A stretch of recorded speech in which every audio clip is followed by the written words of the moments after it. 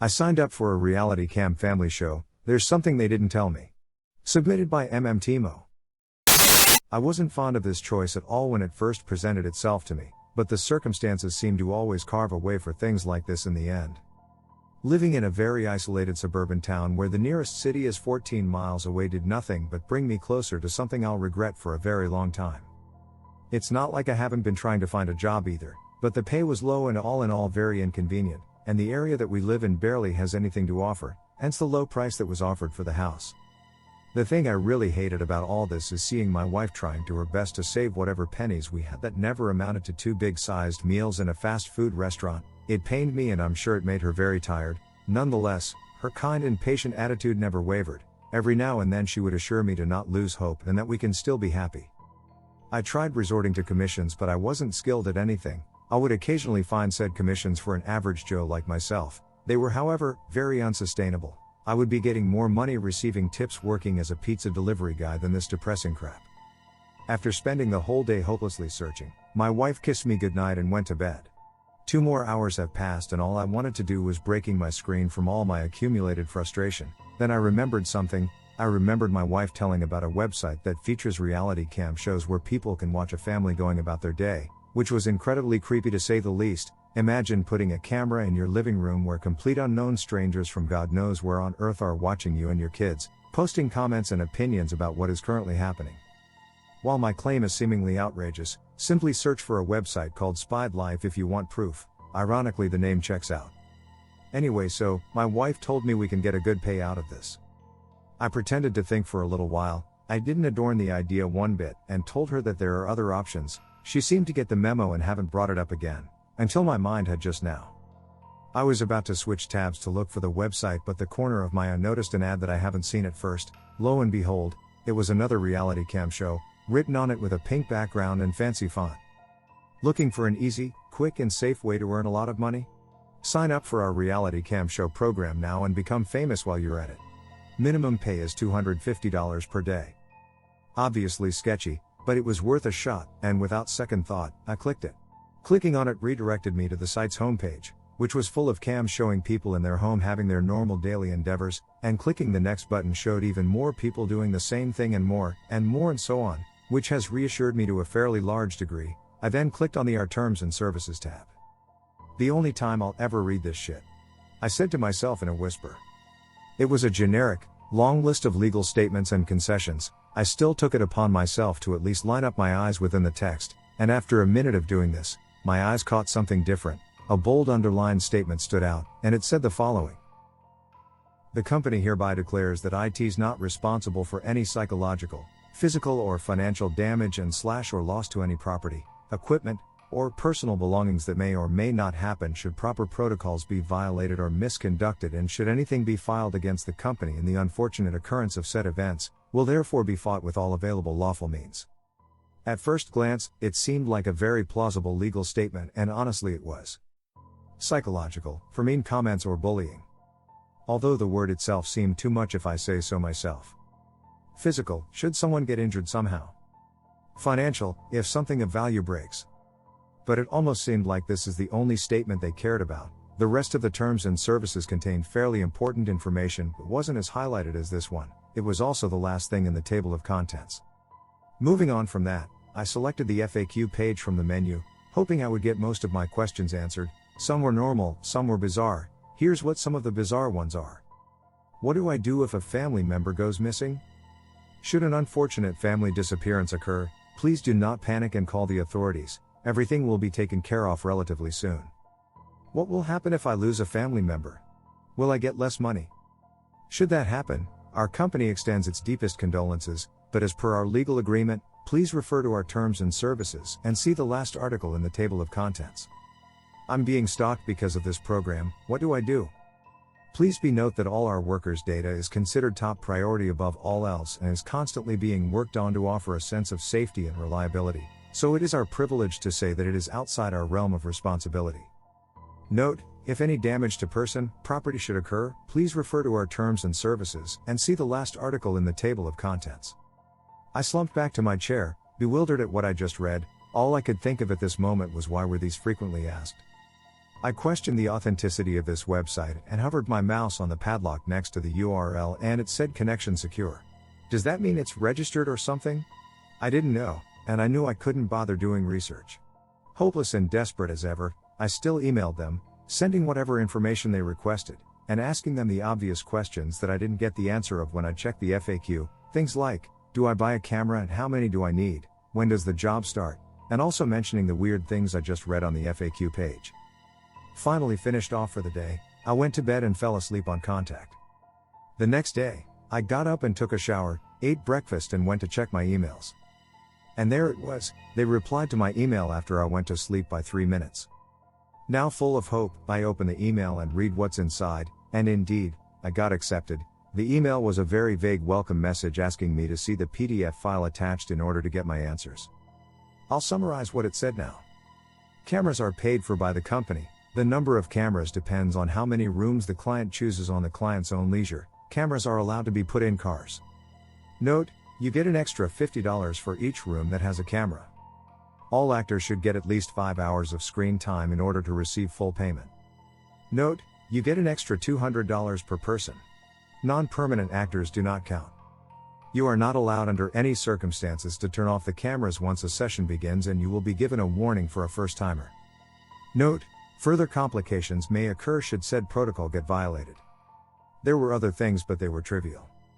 At the very end it said to send a confirmation email so they can begin sending their workers, so before I did I went to talk to my wife to tell her.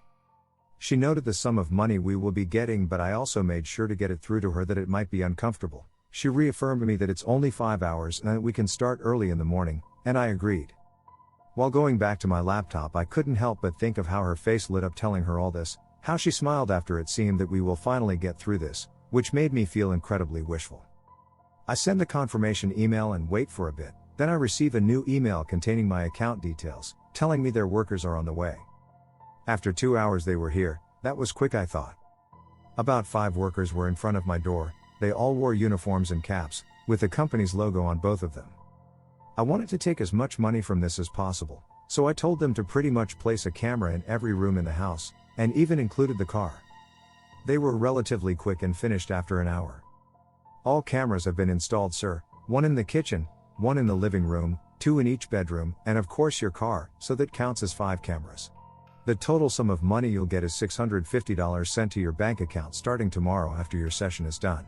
My wife and I looked at each other, exhilarated at what the worker just told us. I could tell she was trying to hold it together and I can't blame her for that.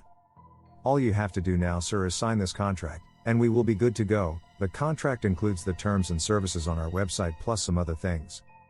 Now I wasn't going to sign the contract without reading all of it. It was 4 pages long with small font, but if there's one thing my dad taught me, it's to never sign a contract without reading all of it first, and so I did. Nothing seemed out of place and just typical legal things you would see in a contract. After 5 minutes of reading I finally signed it, and before the workers left, what I thought of as their boss told me how to operate the cameras and then said his goodbyes. After that my wife and I had a long hug and then we sat all day watching TV, eager for tomorrow. When the alarm sounded off, me and my wife literally jumped out of our beds and got ready for the day. We had a brief conversation on what to do and what not to do when the cameras are on and to just act normal. Then I went to my laptop and I did what the guy told me and signed in with the account name and password they gave me. I then changed the account name to me and my wife's name, which for privacy's sake, we'll name it J&A here. Then I changed the profile picture to a photo of me with her. All seemed ready to go and I went ahead and clicked on camera settings, then clicked turn on all cameras and then I could see the live feed of all cameras around the house. I left the room to go sit with my wife, and we spent the 5 hours not really doing anything different than our usual routine. After the time has passed, I returned back to my laptop to turn off the cameras, but not before I checked if there was any comments, which there was, but only 2 of them, one of which was talking about the TV show we were watching, and the other telling us to do something else other than just sitting. I closed the cameras and double-checked that I did.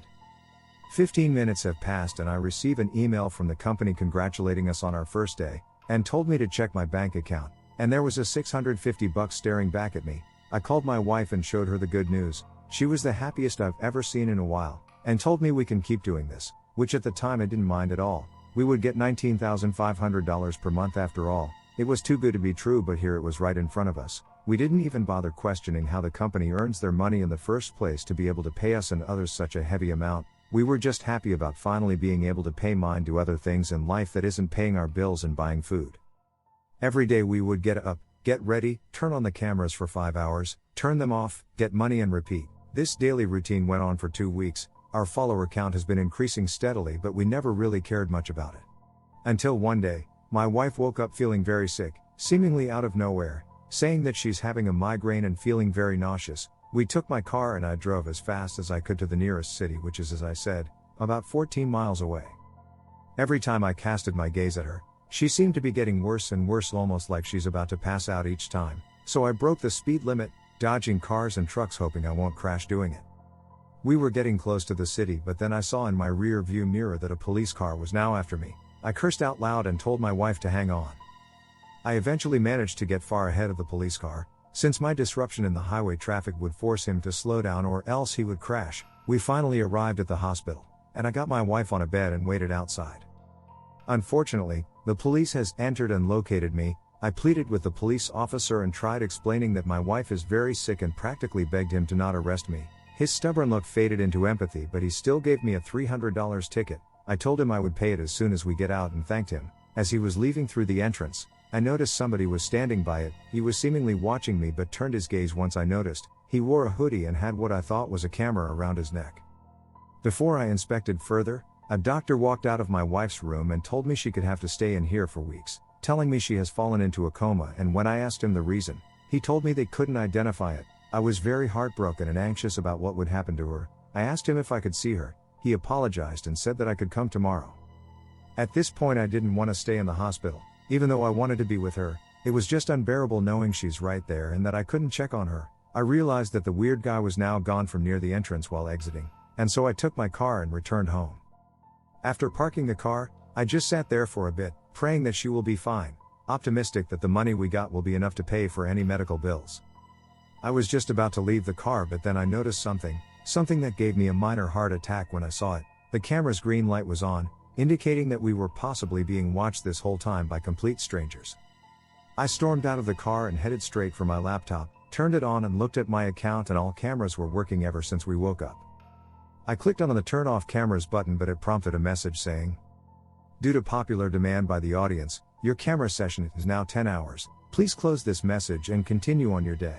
Confused and shaking by what I just read, I tried turning them off again, but this time it wasn't a message but a warning. As per signed contract, you are not obligated to stop the stream before your screen time has ended.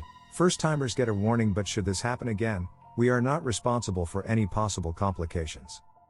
Note, please refer back to the Terms and Services tab and see last article. I had an option to either continue stream or stop it, and so I chose the latter. Being even more confused and very furious with all of this, my eyes instinctively moved to see the decreasing number of viewers. They were 200-something people. Seeing all this, and when I checked the comments, they ranged from normal to disturbing. Someone said they couldn't wait for the next episode. Another one said he hoped my wife would die for things to get more interesting. I wanted to reply, but that wasn't a given option in the chat. I decided that I would no longer have any of that shit, and called their customer service, eager to explode at whoever person picks up. While waiting for the phone to go through, I scrolled more the comments, until I found one truly and utterly disturbing. How did he not notice the man hiding in there, lol? Right there and then, I was unable to move my muscles or lift up my now hang jaw from the horrifying revelation. I slowly found myself looking to my left, where the closet is, and sure enough, there was someone in there. I couldn't see his features, but I knew for sure he was there because of the camera's green light between the creaks. I ran out of there as fast as I could and began driving my car back to the hospital, fearing what these sick people could be doing to her when I'm not present. I tried really hard to not to go far above the speed limit, as another cop chasing me was the last thing I ever needed. Being drawn in all this made me not notice that the camera's green light is on again. The man at my house must have turned the stream back on. Enraged, I tore the camera off the double tape and threw it out the window. When I arrived at the hospital, I headed straight for my wife's room, but it was empty. I was about to break down, but I held it together and decided to let it all out on the front desk, demanding answers on where my wife went and who her doctor was. She kept asking me to calm down, and other staff came to see what's wrong. She told me that her name was not registered, therefore she was never here in the first place. All I wanted to do was just fall on my knees and for all this to stop. I should have known better, should have seen all the red flags, and this was now my punishment. I sat down, Defeated and distraught, not knowing what to do next, I felt a buzz in my pocket, so I picked my phone up and checked the notification. It was a company that said they wanted to sponsor me for my next episode. I quickly remembered that the stream was still on, so I half-heartedly opened my account. I was now on the trending page, with 700 viewers watching me, comments appearing one after the other, and a view of me from different angles around the place. I couldn't bring myself to look up around because I was incredibly tired and weak. I click on settings and notice something odd. A new tab that I never saw before appeared. It was called subscriptions. I click on it and the first thing I see is them congratulating me, telling me that I became eligible for subscriptions. 3 bundles were below the text, each one with a higher tier than the other, with each tier having more privileges than its former, and each one said the following. Tier 1, $100 per month bystander. Privileges. Download any previous live streams. Post comments and opinions during the live stream. Tier 2. $250 per month. Advocate. Privileges. All previous tier benefits. Access to one-on-one chats with the directors plus chat rooms for ideas and suggestions. Ability to participate in special voting polls to determine what happens next. Tier 3, $500 per month, director. Privileges. All previous tier benefits. Ability to choose, change and decide what happens to the main characters in the show. Special access to director-only group chat.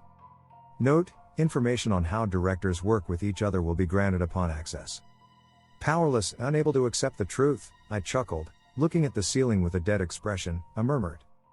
Hey. So that's how you bastards do it.